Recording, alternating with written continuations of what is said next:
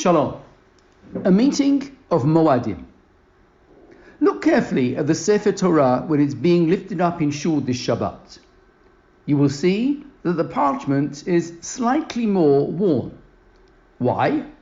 Because the scroll is being opened more frequently to this section. This week's Parsha contains the readings for the second day of Pesach and the first 2 days of Sukkot. The special times of the year, beginning with Shabbat and continuing with Pesach, Omer, Shavuot, Rosh Hashanah, Yom Kippur, Sukkot, and Shmini Atzeret, are listed and described. The key word used to introduce this section is moed, which is related to the word va'ad, committee or assembly. It is effectively an appointment in time for meeting with God, much as the Ohel Moed, the tent of meeting or tabernacle, was a meeting point in space. There is a moed of a different kind that is alluded to at the beginning of the parasha, which describes the circumstances under which a Kohen may or may not defile himself when a bereavement occurs. The 7 relatives for whom Shiva is required are listed: spouse, parents, siblings, and children. The book of Job refers to death as moed l'chol chai, the ultimate appointment for all life. The intersection of the regular moed with the ultimate moed of death is reflected in one of 3 possible ways.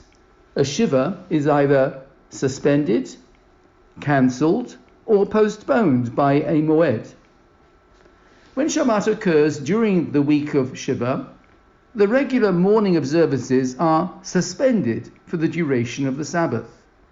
The mourner removes his or her torn garment and changes to regular Shabbat clothes. The coverings on mirrors may be taken down. Regular chairs are used instead of the low chairs. When Shabbat is over, the morning requirements are resumed. When Yom Tov occurs during the week of Shiva, the remainder of the Shiva is completely cancelled.